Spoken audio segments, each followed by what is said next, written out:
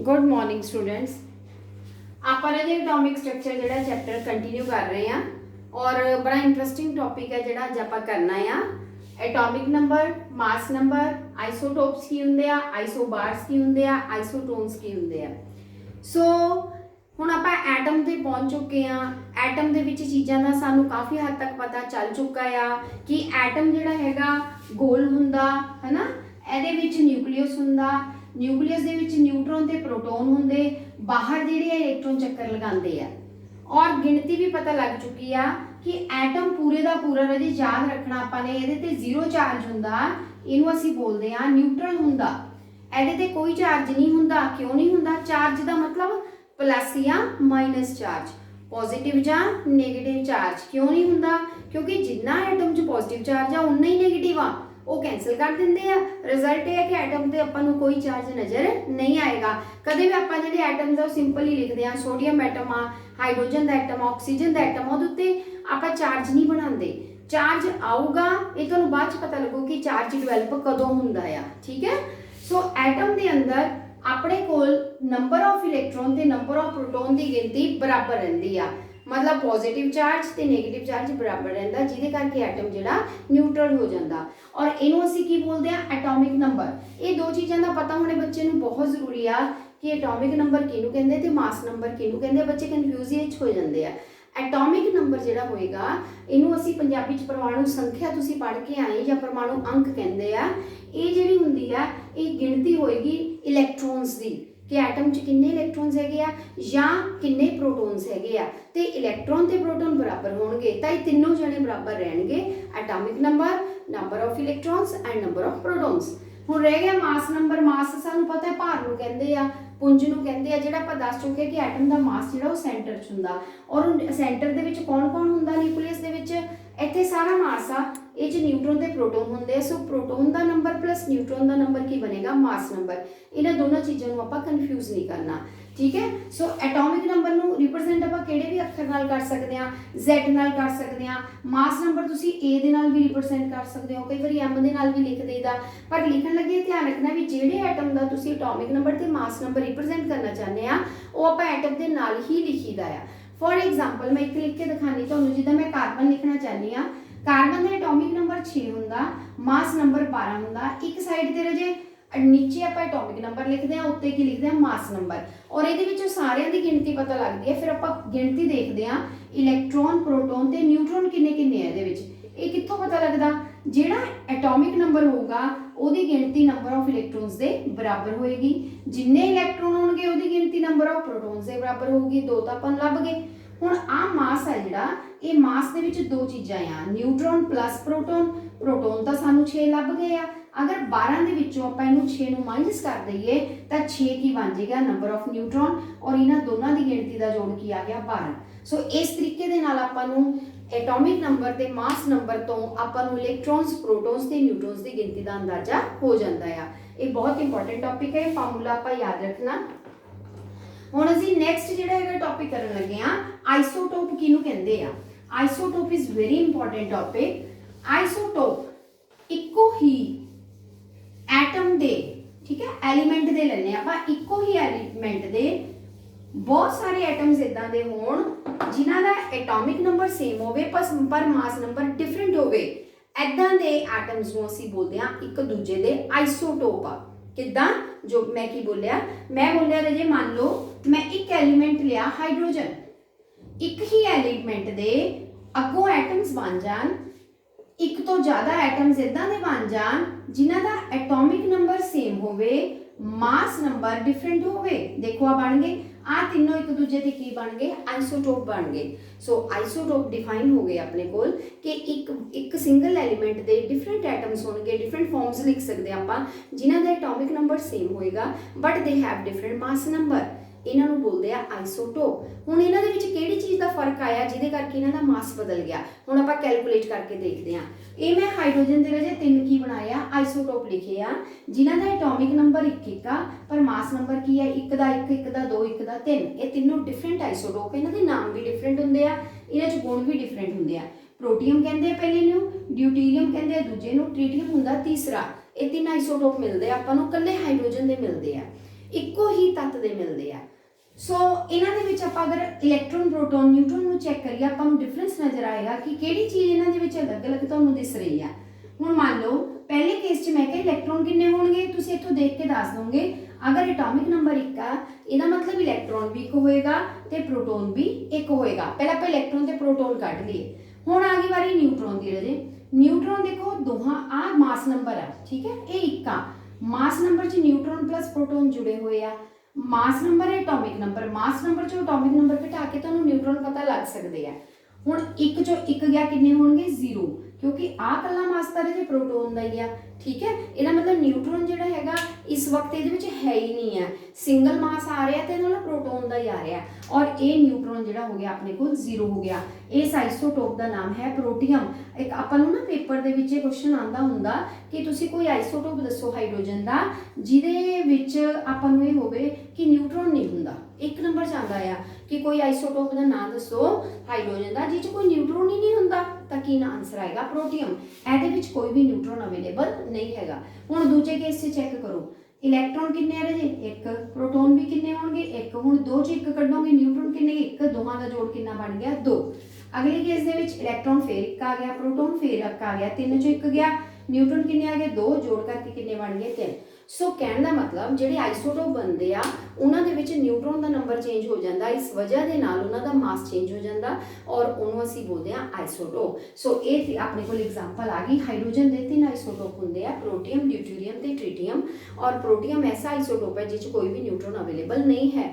ਹੁਣ ਇਸ ਤੋਂ ਇਲਾਵਾ ਇਹ ਨਹੀਂ ਵੀ ਇਕੱਲੇ ਇਹਦੇ ਹੀ ਬਣਦੇ ਆ, ਕਾਰਬਨ ਦੇ ਵੀ ਬਣਦੇ ਰਹੇ 6 12 ਵਾਲਾ ਵੀ ਹੁੰਦਾ, 6 ਮਾਸ ਨੰਬਰ 14 ਵਾਲਾ ਵੀ ਹੁੰਦਾ। ਇਹ 2 ਆਈਸੋਟੋਪ ਕਾਰਬਨ ਦੇ ਵੀ ਹੁੰਦੇ ਆ। ਹੁਣ ਇਹਦੇ ਵਿੱਚ ਆਪਾਂ ਦੇਖ ਸਕਦੇ ਹਾਂ ਅਗਰ ਸਾਨੂੰ ਕੋਈ ਇਹ ਪੁੱਛੇ ਵੀ ਆਈਸੋਟੋਪ 'ਚ ਕਿਹਦੀ ਗਿਣਤੀ ਬਦਲ ਜਾਂਦੀ ਹੈ ਤਾਂ ਨਿਊਟਰੋਨਸ ਦੀ ਬਦਲਦੀ ਆ। ਬਾਕੀ ਚੀਜ਼ ਤਾਂ ਸੇਮ ਹੋਏਗੀ ਕਿਉਂਕਿ ਆਹ ਸੇਮ ਹੈ ਆਪਣੇ ਕੋਲ, ਐਟੋਮਿਕ ਨੰਬਰ ਸੇਮ ਹੈ। ਹੁਣ ਆਪਾਂ ਸਾਰੀਆਂ ਚੀਜ਼ਾਂ ਲਿਖ ਲਈਏ। ਐਟੋਮਿਕ ਨੰਬਰ 6 ਹੋ ਗਿਆ, ਇਲੈਕਟ੍ਰੋਨਸ 6 ਹੋ ਗਏ, प्रोटॉन 6 हो गए, न्यूट्रॉन तुसी 12 माइनस की कर सकते हैं राजे 6, किन्ने निकल आए 6। सैकेंड केस दे विच एटॉमिक नंबर सेम रह गया 6, इलैक्ट्रॉन किन्ने आ गए राजे 6 ही होणगे, प्रोटॉन किन्ने होणगे 6, न्यूट्रॉन की गिनती 14 माइनस 6 होएगी, इत्थे किन्ने आ जाएंगे 8 आ जाएंगे। सो कहने का मतलब न्यूट्रॉन की गिनती चेंज हो जाती है। मास नंबर कितना हो गया चेंज हो गया, इहदा 12 है, इहदा मास कितना नजर आ रहा है 14। सो ये अपने को बन गया आइसोटोप जिन्हों का एटॉमिक नंबर सेम है but different, they have different mass number due to difference in number of neutrons. इन्होंने असीं बोलते हैं आइसोटोप्स। सो मेरे हिसाब नाल हुण आइसोटोप्स क्लीयर हो गए ना तुहानूं। एग्जाम्पल है इस तो ज़्यादा भी तुसीं कर सकते हैं, एग्जाम्पल्स बहुत होणगियां जिन्हां दे आइसोटोप बन जाते हैं। हुण आपां सैकेंड टर्म करते हैं। आइसोटोप तो बाद नैक्सट टर्म है आइसोबार। आइसोबार किन्हां नूं कहंदे आ, ओह इहदे उल्ट होणगे राजे। ਇਹ ਆਪਾਂ ਸੇਮ ਐਲੀਮੈਂਟ ਦੇ ਲਏ ਐਟਮਸ ਹੈ ਨਾ, ਆਈਸੋਬਾਰ ਆਪਾਂ ਨੂੰ ਡਿਫਰੈਂਟ ਲੈਣੇ ਪੈਣਗੇ। ਆਈਸੋਬਾਰ ਆਈਸੋਟੋਪ ਤੋਂ ਬਾਅਦ ਸੈਕੰਡ ਟਰਮ ਹੈ ਆਈਸੋਬਾਰਸ। ਇਹ ਜਿਹੜੇ ਹੋਣਗੇ ਆਪਣੇ ਕੋਲ ਐਟਮਸ ਡਿਫਰੈਂਟ ਐਲੀਮੈਂਟਸ ਦੇ ਹੋਣਗੇ, ਸੇਮ ਦੇ ਨਹੀਂ ਹੋਣਗੇ, ਡਿਫਰੈਂਟ ਦੇ ਹੋਣਗੇ। ਇਹ ਉਲਟ ਹੋਏਗਾ, ਇਹਨਾਂ ਦਾ ਐਟੋਮਿਕ ਨੰਬਰ ਤਾਂ ਡਿਫਰੈਂਟ ਹੋਏਗਾ ਬਟ ਦੇ ਹੈਵ ਸੇਮ ਮਾਸ ਨੰबर। पर मास नंबर की आ जाता सेम आ जाता। कुछ अपने को इदां दे जोड़े बन जाते एलीमेंट्स दे जिन्हां दा एटॉमिक नंबर वखरा वखरा हुंदा, नाम भी वखरा वखरा हुंदा, हुंदे भी डिफरेंट है पर मास सेम आ जाता। फॉर एग्जाम्पल इहदे लई आपां एग्जाम्पल ऑर्गन ते पोटैशियम लै सकदे हां राजे। ऑर्गन एलीमेंट है अपने कोल, पोटैशियम भी एलीमेंट है। पोटैशियम का एटॉमिक नंबर हैगा 19, ऑर्गन का जिहड़ा हैगा अपने कोल 18 हैगा। लेकिन इस एग्जाम्पल दे विच दोनों का मास सेम हो जाता।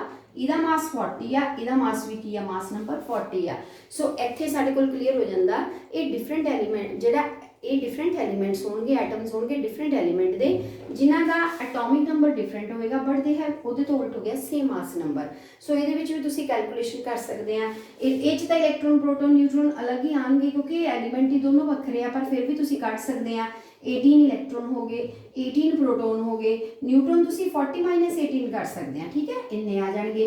इधर इलैक्ट्रॉन 19 हो गए, प्रोटोन जिहड़े आ 19 हो गए, न्यूट्रॉन जिहड़े आ तुसी 40 चों 19 घटा सकते हैं, ठीक है जी।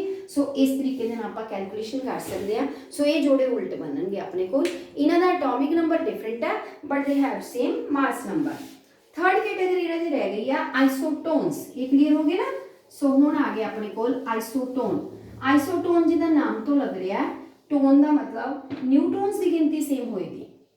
आइसोटोन्स इन्हां दा बाकी कुछ नहीं मिलना अपना, ਆਪਾਂ ਬਸ ਇਹ ਹੈ ਵੀ ਇਹਨਾਂ ਦਾ ਇਹ ਡਿਫਰੈਂਟ, ਇਹ ਵੀ ਡਿਫਰੈਂਟ ਐਲੀਮੈਂਟਸ ਦੇ ਐਟਮਸ ਹੋਣਗੇ, ਇਹਨਾਂ ਦੇ ਐਟੋਮਿਕ ਨੰਬਰ ਡਿਫਰੈਂਟ ਹੋਣਗੇ, ਮਾਸ ਨੰਬਰ ਮੇ ਵੀ ਡਿਫਰੈਂਟ ਹੋ ਸਕਦੇ ਆ, ਲੇਕਿਨ ਜਦੋਂ ਅਸੀਂ ਨਿਊਟਰੋਨ ਦੀ ਗਿਣਤੀ ਚੈੱਕ ਕਰਦੇ ਹੋ ਸੇਮ ਆ ਜਾਂਦੀ ਹੈ।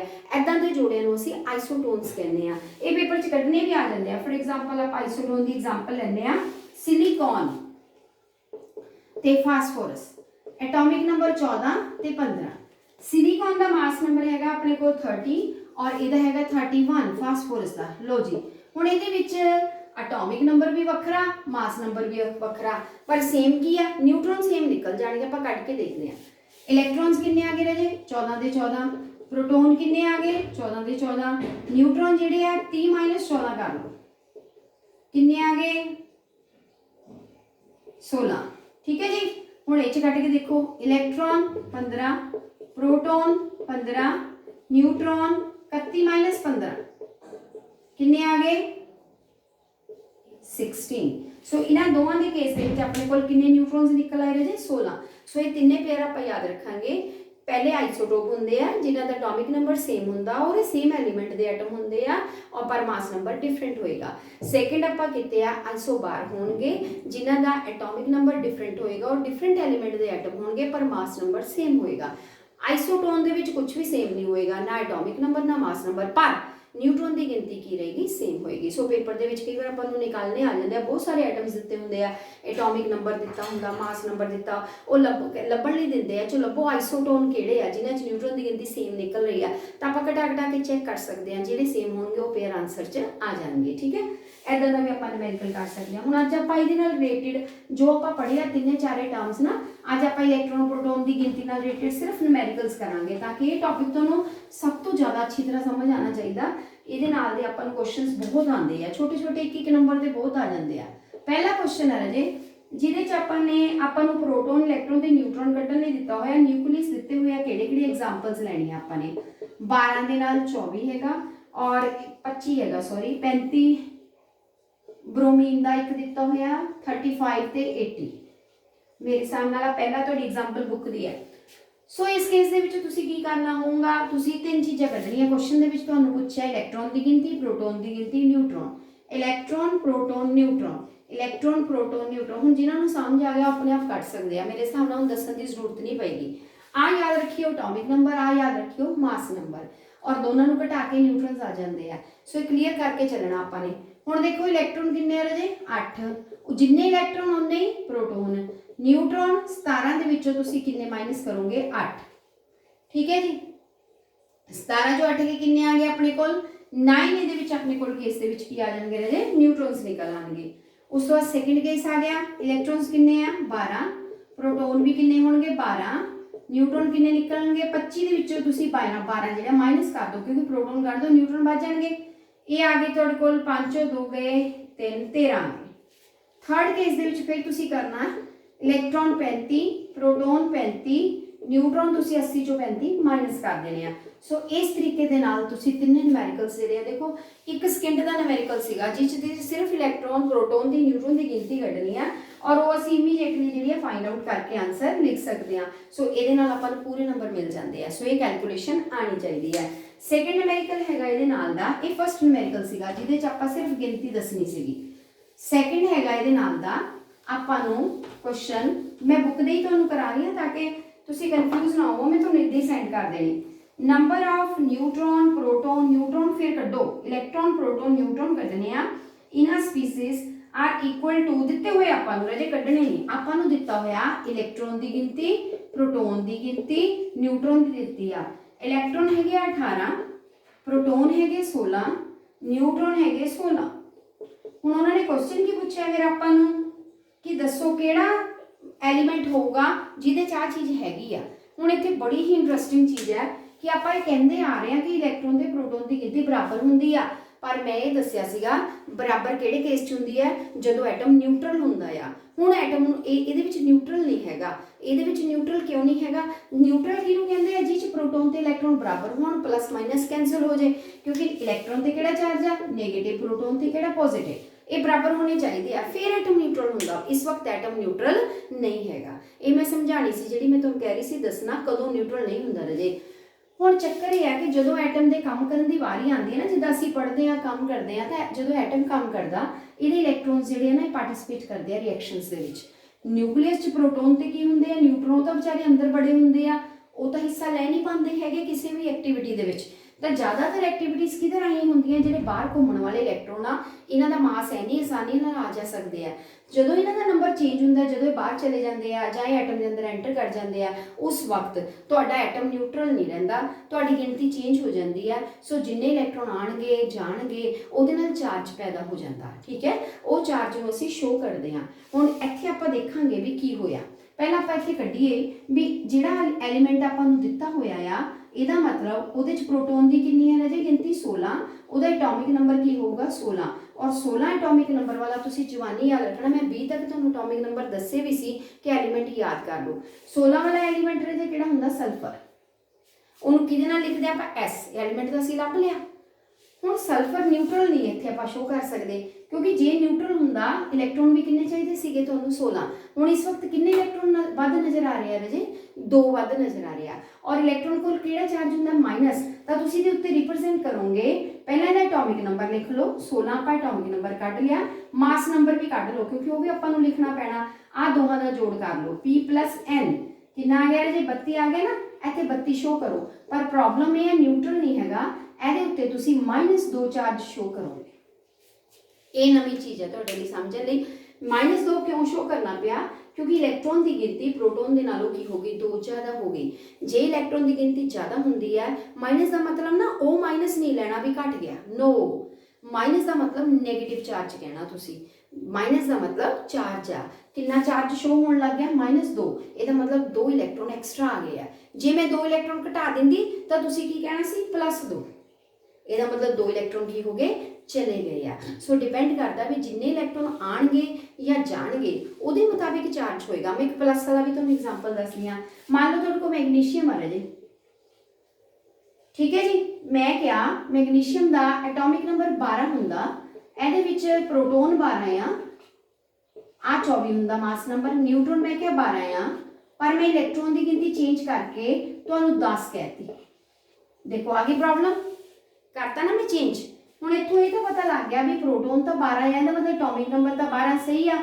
ਹੁਣ 24 ਜਿਹੜਾ ਹੈਗਾ ਮਾਸ ਨੰਬਰ ਆ, ਉਹ ਵੀ ਸਾਡੇ ਕੋਲ ਕਲੀਅਰ ਹੋ ਗਿਆ ਵੀ 12 + 12 ਕਰਾਂਗੇ 24 ਵੀ ਆ ਜੂ। ਪਰ ਪ੍ਰੋਬਲਮ ਇਹ ਹੈ ਵੀ ਇਲੈਕਟ੍ਰੋਨ 10 ਰਹਿ ਗਏ। ਇਹਦਾ ਮਤਲਬ ਹੁਣ ਐਟਮ ਨਿਊਟਰਲ ਨਹੀਂ ਹੈਗਾ। ਹੁਣ ਸਿੰਪਲ ਇਹਨੂੰ Mg ਨਹੀਂ ਆਪਾਂ ਲਿਖ ਸਕਦੇ, ਫਿਰ ਕੀ ਲਿਖਾਂਗੇ ਆਪਾਂ, Mg ਲਿਖ ਕੇ ਇਹਦੇ ਉੱਤੇ ਸ਼ੋ ਕਰਾਂਗੇ 2 ਇਲੈਕਟ੍ਰੋਨ ਚਲੇ ਗਏ ਆ।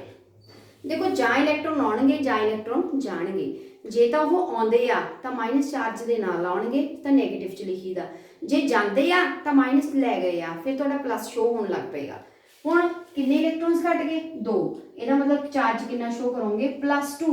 2 ਨੈਗੇਟਿਵ ਚਾਰਜ ਤੁਹਾਡਾ ਬਾਹਰ ਜਾ ਚਲਾ ਗਿਆ। ਪਹਿਲਾਂ ਬਰਾਬਰ ਸੀਗੇ ਇਲੈਕਟ੍ਰੋਨ ਪ੍ਰੋਟੋਨ, ਪਰ ਹੁਣ 2 ਕੀ ਹੋ ਗਏ, ਘਟ ਚੁੱਕੇ ਆ। ਤਾਂ ਉਹਦੇ ਉੱਤੇ ਚਾਰਜ ਕਿੰਨਾ ਸ਼ੋ ਹੋਏਗਾ, Mg +2। ਸੋ ਇਹ ਧਿਆਨ ਚ ਰੱਖਿਓ, ਇਲੈਕਟ੍ਰੋਨ ਜਦੋਂ ਆਉਂਦਾ ਆ ਉਹ ਮਾਈਨਸ ਚਾਰਜ ਆਪਾਂ ਐਡ ਕਰਦੇ ਆ, ਜਦੋਂ ਜਾਂਦਾ ਆ ਉਨਾ ਹੀ ਚਾਰਜ ਪਲੱਸ ਚ ਸ਼ੋ ਹੋਏਗਾ ਜਿੰਨੇ ਇਲੈਕਟ੍ਰੋਨ ਜਾਣਗੇ। ਸੋ ਇੱਥੇ ਫਿਰ ਆਪਾਂ ਕਹਿੰਦੇ ਆ ਕਿ ਐਟਮ ਜਿਹੜੇ ਆ ਉਹ ਨਿਊਟਰਲ ਨਹੀਂ ਹੈਗੇ। ਹੋ ਗਿਆ ਹੁਣ ਕਲੀਅਰ ਤੁਹਾਨੂੰ। ਇਸ ਤੋਂ ਬਾਅਦ ਹੋਰ ਇਦਾਂ ਦੀਆਂ ਬਹੁਤ ਐਗਜ਼ਾਮਪਲ ਆਣਗੇ ਜਿਨ੍ਹਾਂ ਤੋਂ ਆਪਾਂ ਨੂੰ ਚਾਰਜ ਜਿਹੜਾ ਨਾ ਪਤਾ ਚੱਲੇਗਾ ਕਿ ਕਿੱਦਾਂ ਲਿਖੀਦਾ ਆ। ਜਦੋਂ ਵੀ ਆਪਣੇ ਕੋਲ ਇਲੈਕਟ੍ਰੋਨਸ ਦੀ ਗਿਣਤੀ ਚੇਂਜ ਹੋ ਜਾਂਦੀ ਨਾ, ਫਿਰ ਸਾਨੂੰ ਚਾਰਜ ਦਾ ਪਤਾ ਲੱਗ ਜਾਂਦਾ ਕਿ ਹੁਣ ਸਾਨੂੰ ਚਾਰਜ ਸ਼ੋ ਕਰਨਾ ਪਏਗਾ, ਉਹਦੇ ਉੱਤੇ ਪਲੱਸ ਜਾਂ ਮਾਈਨਸ ਲਗਾਉਣਾ ਪਏਗਾ। ਠੀਕ ਹੈ, ਹੋਰ ਐਗਜ਼ਾਮਪਲ ਦੇਖਣੀ ਹੈ। ਮੈਂ ਇੱਕ ਸੋਡੀਅਮ ਦੀ ਦੱਸਦੀ ਹਾਂ। ਸੋਡੀਅਮ ਦਾ ਜਿਹੜਾ ਐਟੋਮਿਕ ਨੰਬਰ 11 ਤੇ 23 ਹੁੰਦਾ, ਇਹ ਤਾਂ ਨਿਊਟਰਲ ਆ, ਪਰ ਜਦੋਂ ਆਪਾਂ ਇਹਨੂੰ ਚੇਂਜ ਕਰਤੀ ਗਿਣਤੀ, ਮੈਂ ਕਿਹਾ ਕਿ ਹੁਣ ਜਿਹੜੇ ਇਲੈਕਟ੍ਰੋਨਸ ਹੈਗੇ ਆ 10 ਰਹਿ ਗਏ ਆ, ਪ੍ਰੋਟੋਨ ਹਲੇ ਵੀ 11 ਆ, ਠੀਕ ਹੈ। ਔਰ ਨਿਊਟਰੋਨ ਜਿਹੜੇ ਆ 23 ਚੋਂ 11 ਕੱਟੇ ਕਿੰਨੇ ਬਣ ਗਏ, 12, ਤਾਂ ਕਿ ਦੋਨਾਂ ਦਾ ਜੋੜ ਕਿੰਨਾ ਆ ਗਿਆ, 23। ਸੋ ਆਹ ਚੀਜ਼ਾਂ ਹਲੇ ਵੀ ਦਿਸ ਰਹੀਆਂ। ਹੁਣ ਆਹ ਜਿਹੜੇ ਆ ਆਹ 10 ਰਹਿ ਗਏ ਆ, 10 ਦਾ ਮਤਲਬ ਕੀ ਆ, ਇੱਕ ਇਲੈਕਟ੍ਰੋਨ ਕੀ ਹੋ ਗਿਆ, ਘਟ ਗਿਆ। ਫਿਰ ਇਹਨੂੰ ਕਿੱਦਾਂ ਸ਼ੋ ਕਰਾਂਗੇ ਆਪਾਂ, ਸੋਡੀਅਮ ਲਿਖਾਂਗੇ ਆਪਾਂ ਰਾਜੇ। ਇੱਕ ਇਲੈਕਟ੍ਰੋਨ ਜਿਹੜਾ ਘਟ ਗਿਆ ਇਹਦੇ ਉੱਤੇ +1 ਸ਼ੋ ਕਰਾਂਗੇ ਕਿ ਇੱਕ ਮਾਈਨਸ ਚਾਰਜ ਵਾਲਾ ਘਟ ਗਿਆ, ਉਹਦੇ ਬਦਲੇ ਪਲੱਸ ਚਾਰਜ ਨਜ਼ਰ ਆਉਣ ਲੱਗ ਗਿਆ, ਤਾਂ ਚਾਰਜ ਕਿੰਨਾ ਬਣ ਗਿਆ, +1। ਸੋ ਇਹ ਹੈ ਤੁਹਾਡਾ ਚਾਰਜ ਦਾ ਚੱਕਰ। ਜਦੋਂ ਇਲੈਕਟ੍ਰੋਨ ਦੀ ਗਿਣਤੀ ਤੇ ਪ੍ਰੋਟੋਨ ਦੀ ਗਿਣਤੀ 'ਚ ਫਰਕ ਆਊਗਾ ਨਾ, ਉਸ ਵਕਤ ਤੁਸੀਂ ਚਾਰਜ ਸ਼ੋ ਕਰਨਾ। ਹੁਣ ਅਗਲਾ ਨਿਊਮੈਰੀਕਲ ਹੋਰ ਬਹੁਤ ਹੀ ਵਧੀਆ ਆ। ਇੱਕ ਆਕਸੀਜਨ ਦਿੱਤਾ ਆ, ਟੇਬਲ ਦੀ ਫਾਰਮ 'ਚ ਹੈ, ਐਲੂਮੀਨੀਅਮ ਦਿੱਤਾ ਆਪਾਂ ਨੂੰ ਐਲੀਮੈਂਟ, ਕਲੋਰੀਨ Cl ਨੈਗੇਟਿਵ ਆ, Mg ਜਿਹੜਾ ਹੈਗਾ +2 ਦਿੱਤਾ ਆ, ठीक है राजे, आ 4 दिते है। ਇਹਦੇ ਵਿੱਚ ਸਭ ਤੋਂ ਪਹਿਲਾਂ ਤੁਹਾਨੂੰ ਮਾਸ ਨੰਬਰ ਲਿਖਿਆ ਆ, ਉਸ ਤੋਂ ਬਾਅਦ ਮਾਸ ਤੋਂ ਬਾਅਦ ਦੂਜਾ ਕਾਲਮ ਹੈਗਾ ਐਟੋਮਿਕ ਨੰਬਰ ਦਾ, ਤੀਜਾ ਜਿਹੜਾ ਕਾਲਮ ਆਪਣੇ ਕੋਲ ਐਟੋਮਿਕ ਨੰਬਰ ਤੋਂ ਬਾਅਦ प्रोटोन न्यूट्रॉन ते आ प्रोटोन आ न्यूट्रॉन आ, कोई कोई खाना खाली कोई भरिया, जेडे खाली आपां फिल करने आ। क्लीयर, ऐदा चार्ट बनया है, इनू कॉलम नू भरो। ये बड़ा बहुत ही इंटरेस्टिंग सवाल है। हुण पहले केस च आपां नू की दिता आ, एटॉमिक नंबर कल्ला दिता आ 8। दूजे केस च सानू दिता एल्यूमीनियम दा मास नंबर 27। कोई कोई कॉलम आपां नू दिता, कोई कोई नहीं दिता। 13 ਜਿਹੜਾ ਹੈ ਆਪਣੇ ਕੋਲ ਇਲੈਕਟ੍ਰੋਨ ਵੀ ਦਿੱਤੇ ਆ। ਤੀਜੇ ਕੇਸ ਦੇ ਵਿੱਚ ਆਪਣੇ ਕੋਲ 35 ਮਾਸ ਦਿੱਤਾ ਆ ਔਰ 17 ਜਿਹੜੇ ਆ ਪ੍ਰੋਟੋਨਸ ਦਿੱਤੇ ਆ, ਇਹ ਕਾਲਮ 'ਚ 17 ਆ। ਚੌਥਾ ਕੇਸ ਦੇ ਵਿੱਚ ਆਪਾਂ ਨੂੰ 12 ਨਿਊਟ੍ਰੋਨ ਤੇ 10 ਬਸ ਆਹੀ ਚੀਜ਼ਾਂ ਦਿੱਤੀਆਂ ਆ। ਹੁਣ ਇਹਦੇ ਨਾਲ ਆਪਾਂ ਬਾਕੀ ਸਾਰੇ ਕਾਲਮਸ ਨੂੰ ਜਿਹੜਾ ਫਿਲ ਕਰਨਾ। ਪਹਿਲੇ ਕਾਲਮ 'ਚ ਨਿਊਟ੍ਰੋਨ ਵੀ ਦਿੱਤੇ ਹੋਏ ਆ 8। ਲਓ ਜੀ, ਹੁਣ ਕਲੀਅਰ ਹੋ ਗਿਆ। ਹੁਣ देखो बाकियां ਨੂੰ ਕਿੱਦਾਂ ਭਰਾਂਗੇ ਆਪਾਂ, ਇੱਕ ਇੱਕ ਐਟਮ ਦਾ ਚੈੱਕ ਕਰਾਂਗੇ ਔਰ ਇਹ ਚੀਜ਼ ਜੇ ਸਮਝ ਆ ਜਾਏ ਨਾ ਫਿਰ ਸਾਰੇ ਨਿਊਮੈਰੀਕਲ ਆਪਾਂ ਇਹਦੇ ਨਾਲ ਦੇ ਨਿਕਾਲ ਸਕਦੇ ਹਾਂ। ਐਟੋਮਿਕ ਨੰਬਰ 8, ਜਿੰਨਾ ਐਟੋਮਿਕ ਨੰਬਰ ਦੇਖੋ ਇਹ ਤੇ ਕੋਈ ਚਾਰਜ ਨਹੀਂ ਨਾ ਹੈਗਾ, ਇਹਦਾ ਮਤਲਬ ਇਹਦੇ ਵਿੱਚ ਜਿੰਨੇ ਪ੍ਰੋਟੋਨ ਹੋਣਗੇ ਉਨੇ ਹੀ ਕੀ ਹੋਣਗੇ ਰਾਜੇ ਇਲੈਕਟ੍ਰੋਨ। ਆਪਾਂ ਸਾਰੇ 8 ਭਰ ਸਕਦੇ ਹਾਂ ਕਿਉਂਕਿ ਐਟੋਮਿਕ ਨੰਬਰ ਕਿੰਨਾ 8। ਇਹਨੂੰ ਦੇਖ ਕੇ ਆਪਾਂ ਵੀ ਭਰ ਲਏ ਪ੍ਰੋਟੋਨ 8 ਆ ਵੀ ਭਰ ਲਏ। ਹੁਣ ਮਾਸ ਨੰਬਰ ਜੋੜ ਹੁੰਦਾ p + n, ਇਹਨੂੰ ਜੋੜ ਲਓ 8 ਤੇ 8 ਕਿੰਨਾ ਹੋ ਗਿਆ 16। ਪਹਿਲੀ ਲਾਈਨ ਆਪਣੀ ਕੰਪਲੀਟ ਹੋ ਗਈ। सैकेंड लाइन चेक करो, मास हैगा 27, इलैक्ट्रॉन 13, ये भी न्यूट्रल आ, ਇਹਦਾ मतलब ਇਹ ਚ प्रोटोन भी 13 ਹੋਣਗੇ। ਆ ਤਿੰਨੇ ਚੀਜ਼ਾਂ 13 ਕਰ ਲਓ, ਐਟੋਮਿਕ ਨੰਬਰ ਵੀ ਫਿਰ ਇਹ ਸੇਮ ਹੁੰਦੀਆਂ ਤਿੰਨੇ ਚੀਜ਼ਾਂ 13 ਹੋ ਗਏ। ਹੁਣ ਨਿਊਟ੍ਰੋਨ ਰਹਿ ਗਏ 27 ਦੇ ਵਿੱਚੋਂ 13 ਮਾਈਨਸ ਕਰੋ ਕਿਉਂਕਿ ਜਦੋਂ ਆਪਾਂ ਇਹ ਨੂੰ ਘਟਾਵਾਂਗੇ ਤਾਂ ਆਪਣੇ ਕੋਲ ਨਿਕਲਣਗੇ ਨਿਊਟ੍ਰੋਨ, ਫਿਰ ਦੋਵਾਂ ਦਾ ਜੋੜ ਕਿੰਨਾ ਬਣ ਗਿਆ 27। ਦੇਖੋ ਦੂਜਾ ਕਾਲਮ ਵੀ ਕੰਪਲੀਟ ਹੋ ਗਿਆ। ਹੁਣ ਥਰਡ ਤੇ ਆਓ, ਦੇਖੋ ਇਹਦੇ ਤੇ -1 ਹੈ, ਇਹ ਚ ਇਲੈਕਟ੍ਰੋਨ ਦਾ ਫਰਕ ਪਊਗਾ, ਧਿਆਨ ਰੱਖਣਾ। आ की है मास नंबर 17 की है प्रोटोन, जिन्ने प्रोटोन एटॉमिक नंबर होना अपने इलैक्ट्रॉन बदलूगा, वो रुक जाएंगे आप। ठीक है, हुण 35 चों 17 कढ़ के आप न्यूट्रॉन भी भर सकते हैं, 18 हो गए, जोड़ जिहड़ा 35 बन गया। बचे हुण इलैक्ट्रॉन, देखो -1 है, 1 नहीं लिखा होंदा, कल्ला माइनस पा देंगे मतलब -1 ही होंदा। एक इलैक्ट्रॉन वध गया तुहाडे कोल, ओहदी गिनती वधा दो।